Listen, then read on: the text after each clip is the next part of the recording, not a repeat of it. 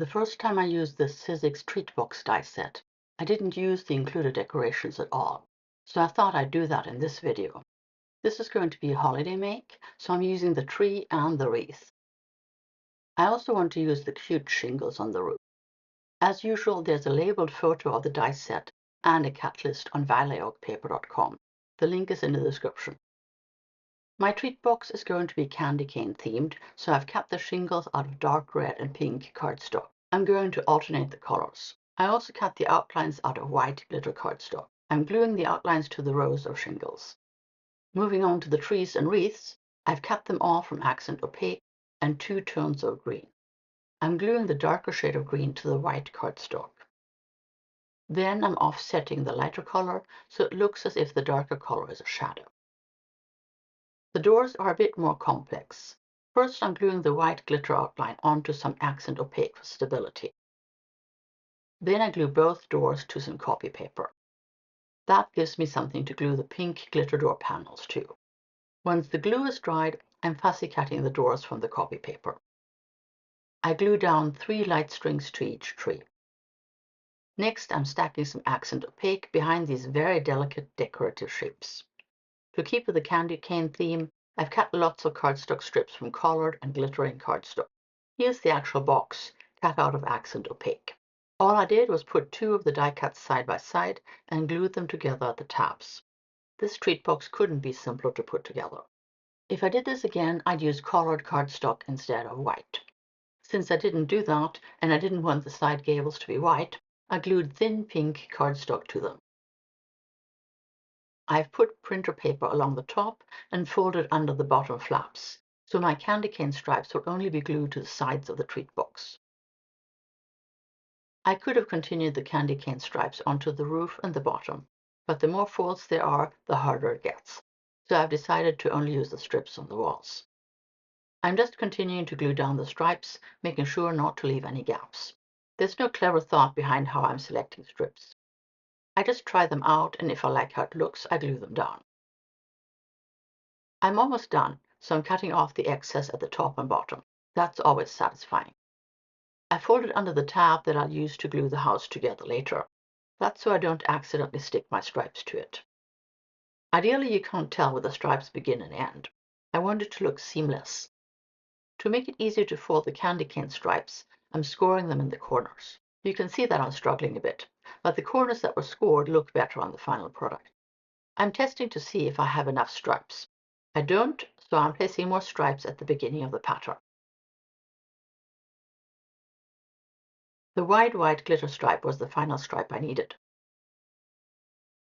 But before I glue the body together, I'm adding snow in the form of thin wavy strips of white glitter paper to the bottom edges of the box. I create the waves by fussy cutting and moving the paper around. I'm overlapping the snowdrifts at the corners for a more realistic effect.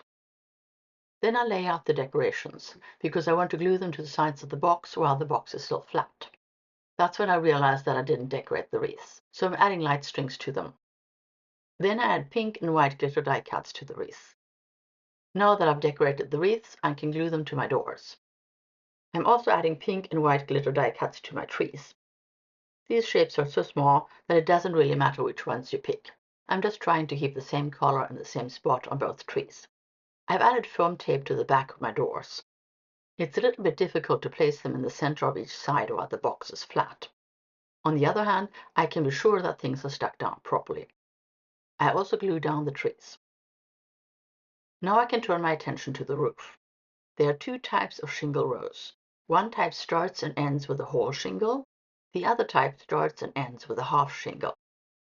I think it looks best if they're alternating. I'm also alternating the colors. For the shingles to work, you have to start at the bottom. On the left side, I'm starting with a pink whole shingle row, and on the right side, I'm starting with a half shingle row. Then I add a dark red half shingle row on the left and a dark red whole shingle row on the right. And I work my way up to the final pink row at the top. I realized that I could place one of the decorative die cuts above the door before gluing together the box. I'm also adding snowdrifts in front of the doors and the trees.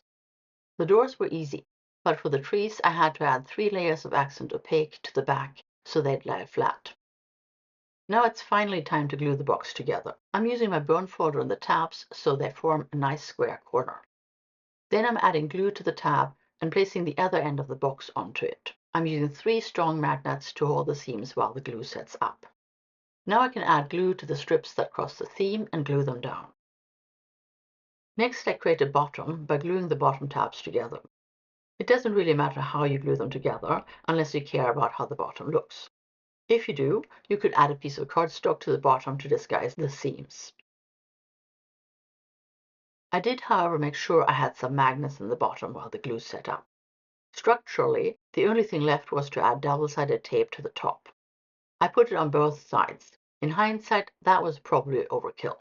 With the shingle roof, I struggled a bit to get the 2 sides to meet up at the top, but I got there in the end. Then I adhered the final white glitter decoration above the door. I finished up by adding 2 sentiment strips. These are reverse foil Spellbinder sentiment strips from a glimmer set called All You Need Sentiments. I have a little jar of those sitting on my desk. These are foiled in red. I just love the shine. That finishes my paper crafting project for today. You can find the cat list, a labeled photo of the treat box die set, and links to all the products I used in the blog post on valleyoakpaper.com. The link is in the description box below. I hope you enjoyed watching me create this little candy cane carton. I really like that the strips hide the seams. And there's plenty of interest with the decorated doors on trees. Don't forget to like and subscribe. I'll see you soon.